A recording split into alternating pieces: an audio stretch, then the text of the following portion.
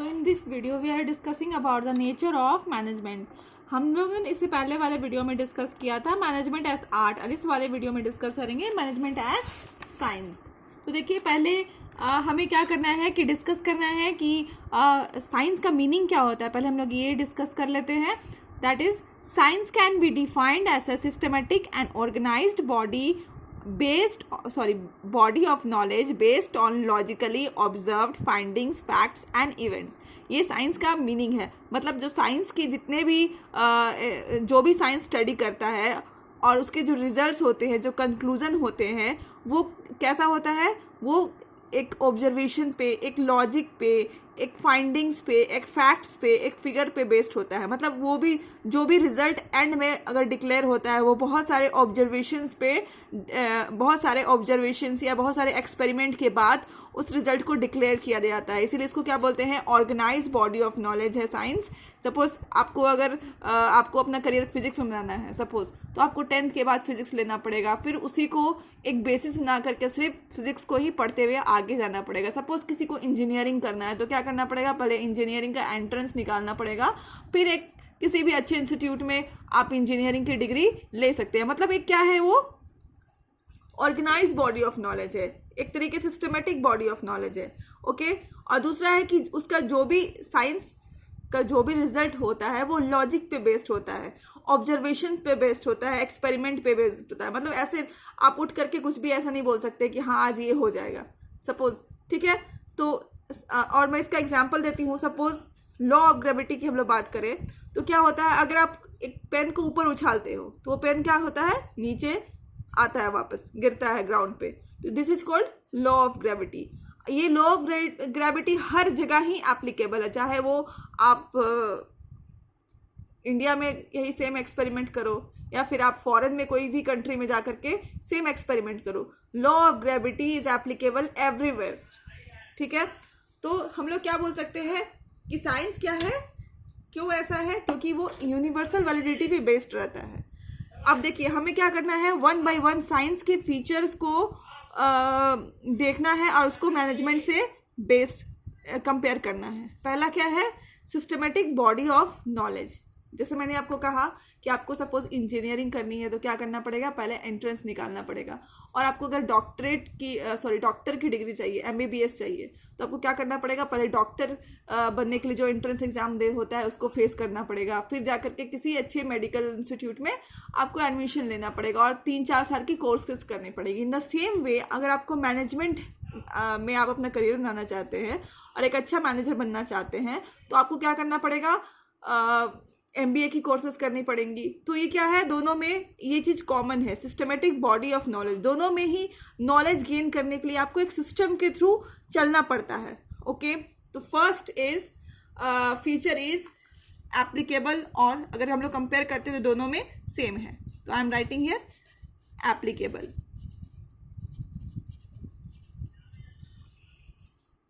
हम लोग सेकंड देखते हैं, बेस्ड ऑन एक्सपेरिमेंट्स। ओके। तो देखिए आपको मैंने पहले ही कहा कि जो भी साइंस के रिजल्ट्स आते हैं वो बहुत सारे एक्सपेरिमेंट्स करने के बाद आते हैं, ठीक है।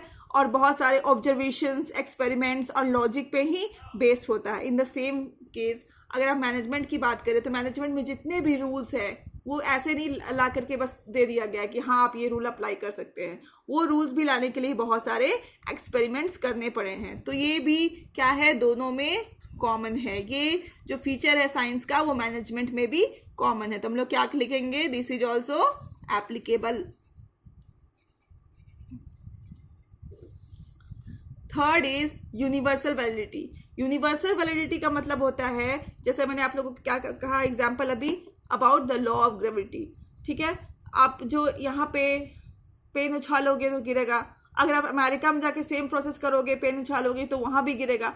मतलब what, law of gravity is applicable everywhere in the country. But अगर आप मैनेजमेंट की बात करें तो वो क्या है, हर जगह सेम प्रिंसिपल आप अप्लाई नहीं कर सकते हैं, क्योंकि आप क्या करते हो, मैनेजमेंट की जो प्रिंसिपल अप्लाई करते हो वो एक रियल में अप्लाई करते हो, मतलब एक कॉमन ह्यूमन बीइंग में अप्लाई करते हो, ठीक है। और आप जानते हो हर एक ह्यूमन बीइंग का नेचर एकदम बिल्कुल अलग अलग है, और किसी का बहुत ही सिंपल है, किसी का बहुत ही कॉम्प्लेक्स है। तो आप सेम प्रिंसिपल को हर जगह हर एक ह्यूमन बीइंग को के ऊपर अप्लाई नहीं करते हो। फॉर एग्जाम्पल आप देखो कि इंडिया के जो लेबर का मेंटल ग्रोथ होगा और अमेरिका के जो लेबर का मेंटल ग्रोथ होगा, वो बिल्कुल दोनों का बहुत ही अलग होगा। आसमान जमीन का जो होता है अंतर होता है ना, वैसे अंतर होगा, ठीक है। तो आप क्या यहाँ जो इंडिया में जो प्रिंसिपल अप्लाई कर रहे हो, जो मैनेजर जो इंडिया में जो प्रिंसिपल अप्लाई कर रहे हैं टू मोटिवेट द लेबर, वो आप सेम प्रिंसिपल जा करके अमेरिका में नहीं अप्लाई कर सकते हो टू मोटिवेट वहाँ के लेबर को मोटिवेट करने के लिए सेम प्रिंसिपल अप्लाई नहीं हो सकता है। तो हम लोग इसको क्या करेंगे, यूनिवर्सल वैलिडिटी जो है हम लोग इसको क्रॉस कर देते हैं। मतलब ये जो साइंस का जो ये फीचर है दैट इज यूनिवर्सल वैलिडिटी, वो मैनेजमेंट में एप्लीकेबल नहीं है। तो I am writing not applicable.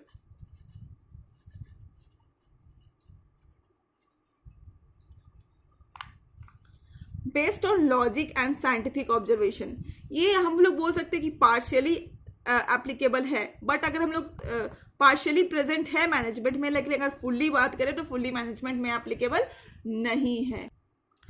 Based on logic and scientific observation, जो जैसे सपोज जो भी साइंस की थ्योरी डेवलप होती है वो केमिकल रिएक्शंस के रिजल्ट को लेकर के, हम लोग अगर एग्जांपल ले कि सपोज ये और ये केमिकल रिएक्ट करेगी तो एक ये रिजल्ट होगा सपोज, तो वो क्या है, based on logical and scientific observation लोग वहाँ पे ऑब्जर्व कर सकते हैं। बट यहाँ पे वैसा नहीं है। यहाँ पे आप जितनी भी थ्योरी अप्लाई कर रहे हैं एक नॉर्मल ह्यूमन बीइंग पे कर रहे हैं, और ह्यूमन बीइंग का नेचर आप जानते हो अनप्रिडिक्टेबल है। किसी की बिहेवियर, किसी सारे जो ह्यूमन बीइंग्स हैं उसके मेंटल ग्रोथ बिल्कुल अलग अलग है। तो आप सेम थ्योरी को अप्लाई नहीं कर सकते हो बार बार। तो इसलिए क्या बोलेंगे, ये फीचर जो है साइंस का वो मैनेजमेंट से नहीं मिलता है। मिलता भी है तो बहुत थोड़ा मिलता है, इसलिए मैंने यहाँ पे पार्शियली प्रेजेंट लिखा है, लेकिन इसको अगर फुल्ली बोलेंगे तो ये नॉट एप्लीकेबल है।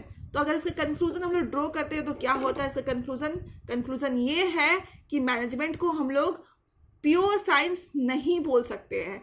मतलब क्या है कि इसको हम लोग क्या बोल सकते हैं, इन एग्जैक्ट साइंस बोल सकते हैं और सोशल साइंस बोल सकते हैं, बट नॉट प्योर साइंस बोल सकते हैं। ऐसा इसलिए नहीं बोल सकते हैं क्योंकि इस जो 4 फीचर को हमने देखा, इसमें से 2 ही फीचर जो क्या है एज अ साइंस एप्लीकेबल है, बट इसके 2 features as a science applicable नहीं है। मतलब 2 फीचर्स मैनेजमेंट से नहीं मिलते हैं। Only 2 after comparing only 2 features of science is matched with the management, but the 2 features of the management is not matched with the science. Okay तो हम लोग यही कंक्लूजन ड्रॉ करेंगे कि मैनेजमेंट क्या है, एक इनएग्जैक्ट साइंस है या फिर सोशल साइंस है, बट उसको प्योर साइंस हम लोग नहीं कह सकते हैं। So guys keep learning with my videos.